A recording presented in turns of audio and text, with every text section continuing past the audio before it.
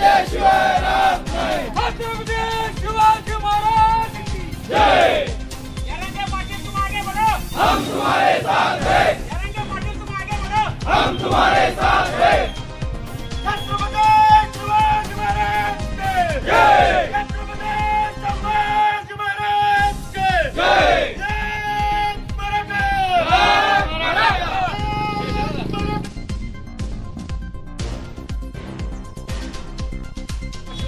प्रतिसाद देऊन सहकार्य करून एक पाठिंबा म्हणून आपण आज उमरगा बंदची हाक दिलेली आहे. रितसरपणे आपण पोलीस स्टेशनला अर्ज दिला, रितसरपणे व्यापारी महासंघाला अर्ज दिलेला आहे. तथापि एक पाहणी करण्यासाठी म्हणून आता जी बाईक रॅली निघणार आहे ती बाईक रॅली आपण सगळे शांततेमध्ये बाईक रॅली काढू. बाईक रॅली या छत्रपती शिवाजी चौकातनं इंदिरा चौकात जाईल. इंदिरा चौकातनं आपण पुढे हायवे नंतर आपण महावीर मेडिकल पासून म्हणजे ठाकरे चौकातनं शिवपुरी रोडला जायचं आहे. शिवपुरी रोडमधनं डाव्या बाजूला कट मारून आपण त्या गणेश मंदिर ना सदन गणेश मंदिरातून ते रोडनं परत आपण हायवेला यायचं आहे. हायवेवरनं छत्रपती शिवाजी चौक ते छत्रपती शिवाजी महाराज की जय. छत्रपती संभाजी महाराज की जय.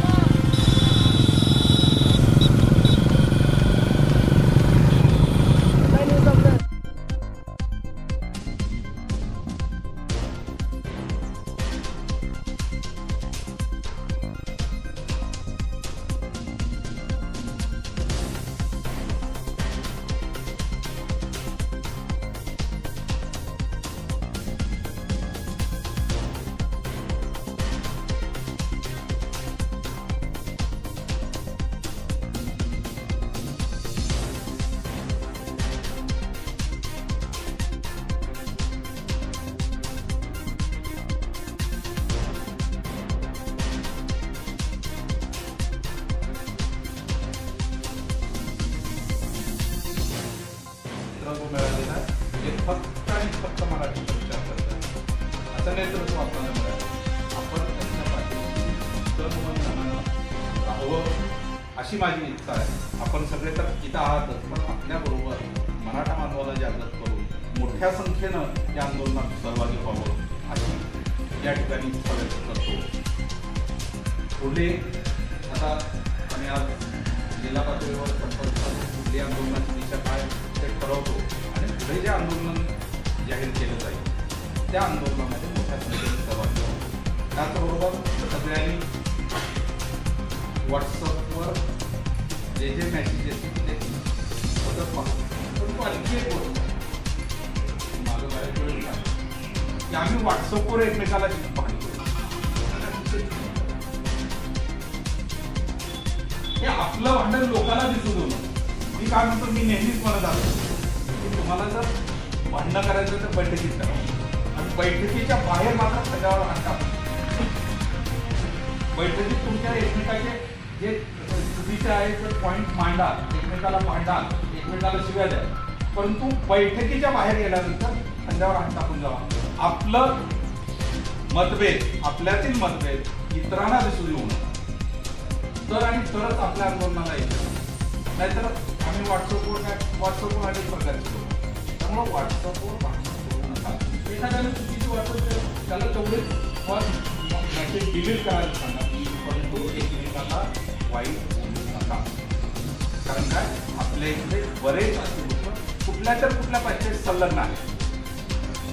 म्हणून एखाद्या वेळेस त्याच्यात कडून चुकीचं काही मेसेज पडला तरी सुद्धा त्याला डिलीट करायला सांगा. बोलू नका, भांडणं करू नका आणि आपली एकी हे कायम टिकून राहू द्या. खरं तर ह्या फक्त आरक्षणासाठीच नाही, आपल्या अनेक आरक्षणाशिवाय सुद्धा आपले अनेक प्रश्न आहेत. जर आपण एकत्र आलो तर हे प्रश्नासाठी प्रयत्न करावा अशी सर्वांना विनंती करतो. आणि यानंतर शांत मोरे आपल्यासमोर आपले विचार मांडतात. महाराष्ट्रात जवळपास 56 क्रांतीमूर्ती काढली, ज्याची नोंद जागतिक स्तरावर घेण्यात आली. इतके प्रचंड आणि शांततेच्या मार्गाने मूर्ती काढली, त्याची दखल घेतली. परंतु त्यावेळेस आणखी काय झालं, दुर्दैवानं म्हणावं लागतं, आमच्यातले काही लोक सरकारच्या विचारावर, सरकारच्या आंदोलनामध्ये म्हणावा तेवढा जोर आला. आता जारंगे पाटील यांच्या स्वरूपात आपल्याला निवेदन व्यापाऱ्याकडे घेऊन गेलं. व्यापाऱ्याकडे निवेदन घेऊन व्यवसाय करणारे लोक आहेत, जे सामान आणतात, त्या लोकांना याच्यातून सूट देणं गरजेचं आहे. नाहीतर ते लोक फार मोठ्या प्रमाणामध्ये नुकसानीला कारण होतील. मग याचा सहानुभूतीवर विचार करून आपले काही लोक होते त्यांचा विचार करून आम्ही त्यांना परवानगी दिली की अखेर आणि चहाच्या कपड्या वगैरे जे असतील त्यातल्या त्यात नाजूक होणारा जो माल आहे तो खराब होऊ म्हणून आपण त्यांना परवानगी दिली. आता सर म्हटल्याप्रमाणे आता ही खंत आहे का काय मला माहीत नाही, पण निश्चितपणे आपले पोरं जमा होत नाही. व्हॉट्सअपवर बोलतात, त्या ग्रुपवर ॲक्टिव्ह राहतात.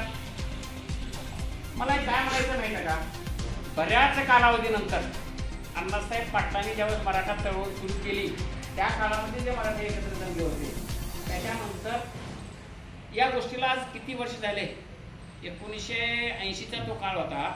आज आपण 24 मध्ये आहोत, म्हणजे जवळपास 44 वर्षानंतर